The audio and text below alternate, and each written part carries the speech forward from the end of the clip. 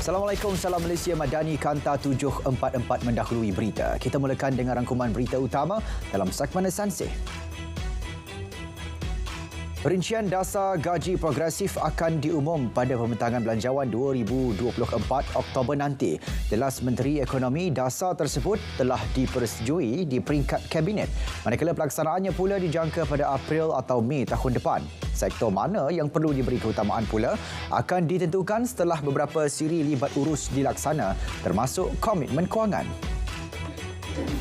SPR tetapkan pilihan raya kecil Dewan Negeri Pelangai Pahang pada 7 Oktober. Pengerusi SPR berkata, tarikh penamaan calon ditetapkan 23 September manakala tarikh mengundi awal pada 3 Oktober. Peruntukan bagi PRK Pelangai berjumlah 2.1 juta ringgit. 10 pusat mengundi akan dibuka melibatkan 31 saluran. Dewan Orang Ramai Felda Kemasul akan dijadikan pusat penamaan calon dan pusat penjumlahan rasmi undi. Polis Johor telah bersiap sedia bagi menghadapi PRK Parlimen Pulai dan Dewan Negeri Simpang Jeram Johor pada 9 September ini.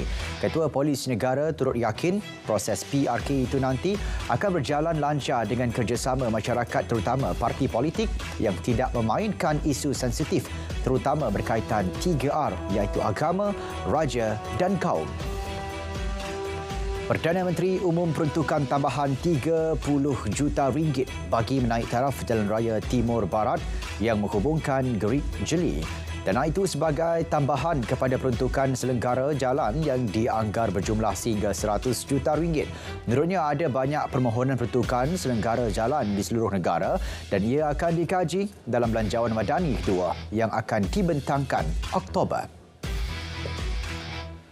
Turut diumum pemberian wang sagu hati RM1,000 kepada setiap keluarga bekas pekerja pembinaan Jalan Raya Timur Barat Gerik. 87 keluarga layak menerima sumbangan tersebut. Sagu hati sebagai menghargai jasa dan penghormatan mereka yang bergadai nyawa membina jalan selepas berdepan ancaman komunis.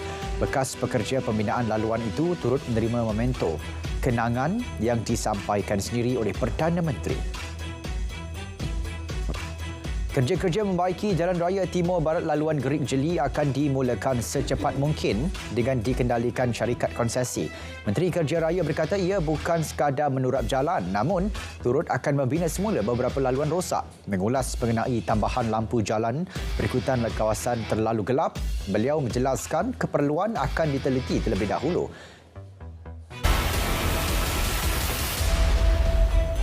Seorang penyelia sumber manusia di daerah Kuching berputih mata selepas terjerat dalam kes penipuan pelaburan hampir RM1 juta.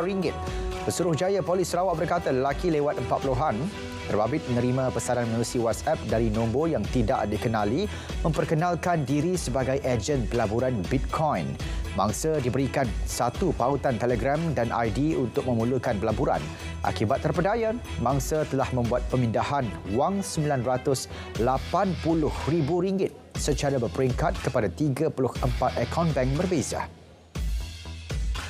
Kesemua 13 anggota dan seorang pegawai yang ditahan dalam serbuan di Seremban baru-baru ini dikenakan tindakan tahan kerja. Ketua Polis Negara menegaskan tingkah laku mereka boleh menjejaskan imej pasukan polis. Pihaknya tidak akan berkompromi dengan mana-mana pegawai atau anggota yang gagal menjaga integriti. Pengeluar atau pemborong perlu memastikan penjualan benih padi sah tidak melebihi harga daripada kuota yang telah diberikan. Manakala harga yang dijual kepada peruncit pula tidak melebihi harga maksimum yang telah ditetapkan. Kementerian Pertanian dan Kejaminan Makanan berkata tindakan gantung lesen akan dilakukan jika pengeluar pemborong dan peruncit tidak mematuhi Akta Kawalan Padi dan Beras 1994. Jabatan Agama Islam Wilayah Persekutuan akan menyiasat premis perniagaan yang didakwa membuat promosi dengan menampilkan sekumpulan wanita berpakaian tidak sopan dan berjoget di hadapan sebuah pasar raya. Menteri di Jabatan Perdana Menteri berkata tindakan undang-undang akan diambil terhadap mana-mana orang Islam yang terlibat dalam perbuatan tidak bermoral yang boleh menjejaskan imej agama. Obstiris yang dilaksanakan bagi membanteras penyelewengan dan penyelundupan minyak diesel bersubsidi yang sepatutnya berakhir pada 31 Ogos akan diteruskan sehingga 31 Disember. Pemangku Menteri KPDN berkata, Obstiris yang diteruskan untuk fasa 2.0 itu susulan kejayaan pelaksanaannya sejak 1 Mac lepas. Setakat semalam, 4.31 juta liter minyak diesel bernilai 9.23 juta ringgit telah dirampas. Kebingungan memori atau Memory Park CVR milik pesawat Beechcraft yang terhempas di Bandar Elmina pada Khamis lalu dibawa ke Florida, Amerika Syarikat hari ini. Biro Siasatan Kemalangan Udara BSKU telah berlepas kira-kira pukul 7 malam. Menteri Pengangkutan berkata kepingan memori berkenaan akan dianalisa pasukan penyiasat Florida Isnin depan. Sebuah kilang di Pasir Gudang, Johor Bahru mengalami kebocoran bahan kimia sehingga berlaku pencemaran kira-kira pukul 5 petang semalam. Operasi mengawal pencemaran dijalankan Hazmat Balai Bomba dan Penyelamat Larkin dibantu JBPM Negeri Sembilan dan Melaka selain PDRM serta Jabatan Alam Sekitar Johor. Pencemaran bau disebabkan kebocoran pada injap saluran bahan kimia kilang. Sehingga 12 tengah hari tadi, bacaan kualiti udara yang direkodkan JAS adalah normal. Baik, Johan Kari dan Kariah tahun ini akan dinobat sebentar lagi pada penutup Majlis Tilawah dan Menghafaz Al-Quran peringkat antarabangsa di Putrajaya. Perkembangannya langsung bersama wartawan JAKIM Fadlina Izhar. Lina, silakan. Ya, Lina. Baik, terima kasih Syairul. Akhirnya setelah 6 hari berlangsungnya MTHQA, debaran kesemua 72 peserta dari 51 buah negara yang telah mempersembahkan prestasi terbaik mereka di pentas antarabangsa ini bakal berakhir di kemuncaknya pada malam ini. Keputusan bagi Johan, Kori dan Koriah akan diumumkan ketika majlis penutup yang akan bermula jam 8.45 malam nanti di sini oleh Ketua Pengarah JAKIM, Datuk Hajah Hakimah Muhammad Yusof selaku pengurusi Jemaah Hakim yang dianggotai seramai 15 orang profesional dari dalam dan luar negara. Manakala upacara pengurniaan hadiah pula akan disempurnakan Paduka Sri Sultan Perak, Sultan Nazrin Muhyiddin Shah seterusnya menutup Majlis Tilawah dan Menghafaz Al-Quran peringkat antarabangsa kali ke-63 untuk tahun ini. Apa yang saya lihat ketika ini, orang ramai telah pun mula hadir di Dewan Merdeka WTC ini bagi menantikan debaran siapakah yang bakal dinobatkan sebagai Johan, Kori dan Koriah tahun ini. Pada MTHQA tahun lalu, Koriah dari Malaysia, Sofiza Mohsin dinobatkan sebagai Johan dan Johan Kori pula dimenangi oleh Kori Bahrain iaitu Muhammad Zamir Muhammad Bagahid. Jadi antara 36 peserta tilawah dan 36 peserta hafazan, siapakah yang akan membawa pulang hadiah tersebut? Dan untuk makluman anda, Johan akan membawa pulang hadiah berupa barang emas bernilai RM15,000. Tajaan Yayasan Pembangunan Ekonomi Islam Malaysia YAPIM.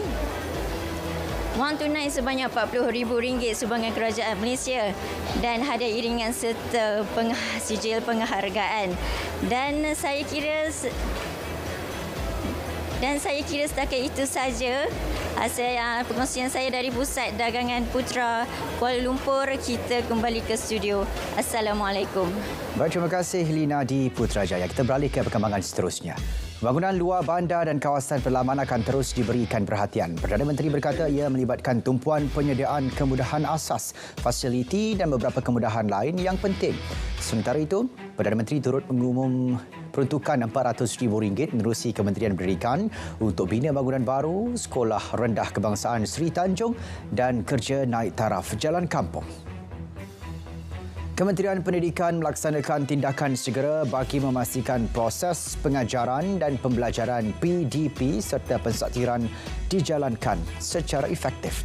Ia menerusi penilaian semua subtopik yang berat dan tidak selari dengan keperluan murid. KPM dalam kenyataan maklumkan tindakan tersebut dijalankan merujuk kepada aras yang ditetapkan dalam dokumen standard kurikulum dan pentaksiran DSKP. Skim tambang percuma ditawarkan khusus untuk warga emas, OKU dan pelajar berusia 7 hingga 17 tahun di 3 bandar utama. Perkhidmatan itu bagi golongan berkenaan yang menggunakan MyBus di Johor, Perak dan Negeri Sembilan. Skim berkenaan antara 15 fokus kerajaan melalui agensi pengangkutan awam darat untuk mengurangkan kos sara hidup rakyat selain menggalakkan penggunaan pengangkutan awam. Johor Bahru mencatatkan kadar pengguna pengangkutan awam paling tinggi. Purata pengguna MyBus di bandar itu mencecah 445,000 orang sebulan.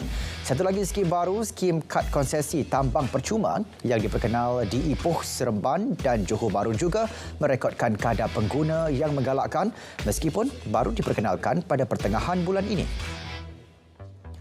10 adun Negeri Sembilan selesai angkat sumpah jawatan Exco. Istiadat penyerahan watikah pelantikan dan angkat sumpah dibuat di hadapan Yang di-Pertuan Besar Negeri Sembilan Tuanku Mukhris Tuanku Menawir di Istana Besar Seri Menanti.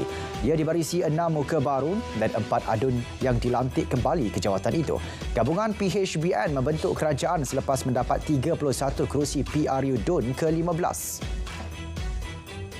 Sementara itu, Menteri Besar Negeri Sembilan menyifatkan barisan Exco baru gabungan terbaik simak dan imbang. Adun muka lama dan baru diyakini memberi impak cemerlang dalam struktur pentadbiran kerajaan negeri. Ia sebagai usaha memastikan kelangsungan agenda serta aspirasi perpaduan yang dirancang.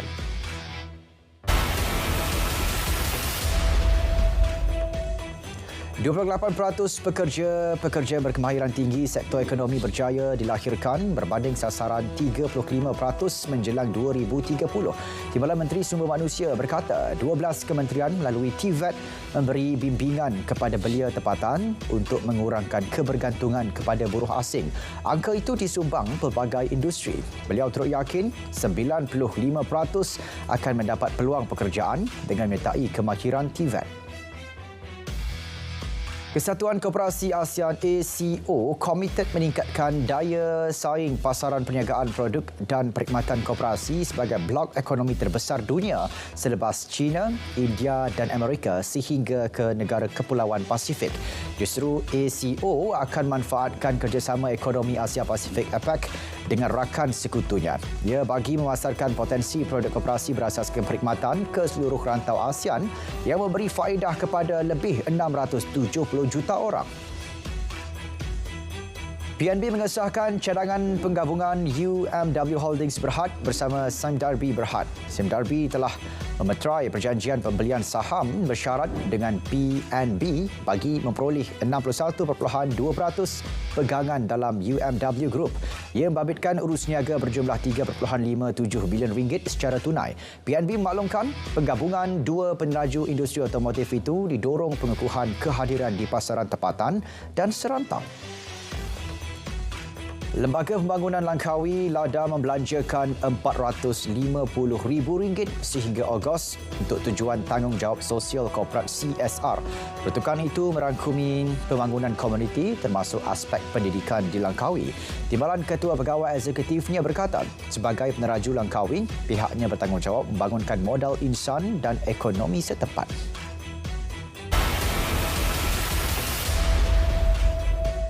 Beralih ke perkembangan luar negara, Jepun telah melepaskan sisa air terawat loji nuklear Fukushima Daiichi. Perkara berkenaan telah dimaklumkan pengendali loji iaitu TEPCO yang menyatakan injap berhampiran pam pengangkutan air laut telah dibuka. Pelepasannya menyamai kira-kira 540 kolam renang bertaraf Olimpik ke Laut Pasifik. Pemerhati dari PBB turut berada di lokasi, manakala pihak TEPCO dijadual akan mengambil sampel air laut selepas pelepasan dilakukan. Sementara itu, pelepasan radioaktif ke Lautan Pasifik itu terus mendapat bantahan rakyat Jepun. Sekitar 100 orang mengadakan demonstrasi di hadapan ibu pejabat pengendali loji nuklear iaitu TEPCO. Bagi mereka, tindakan kerajaan telah memberi risiko terhadap sumber dan kehidupan lautan. Malah ia dikhawatiri memberi kesan jangka masa panjang bukan sahaja kepada lautan, malah kepada manusia. Berhubung situasi yang sama, Perdana Menteri Korea Selatan Han Duck-soo menggesa Jepun mendedahkan secara telus dan bertanggungjawab mengenai maklumat sisa air radioaktif untuk 30 tahun akan datang. Han berkata demikian pada sidang media selepas Jepun mula melepaskan sisa air terawat loji nuklear kira-kira pukul 1 tengah hari. Sebelum ini, kerajaan pimpinan Presiden Yoon Suk Yeol telah mendapat kritikan kerana penilaiannya mendapati tiada masalah pelepasan air tersebut. Saudara, Kanta 744 berakhir di sini. Menyusul selepas ini berita perdana bersama Ivan Toh dan Fahatul Asyati Osman untuk paparan komprehensif. Saya Syarul Islam. Assalamualaikum. Salam Malaysia Madani. Tekad perpaduan penuhi harapan.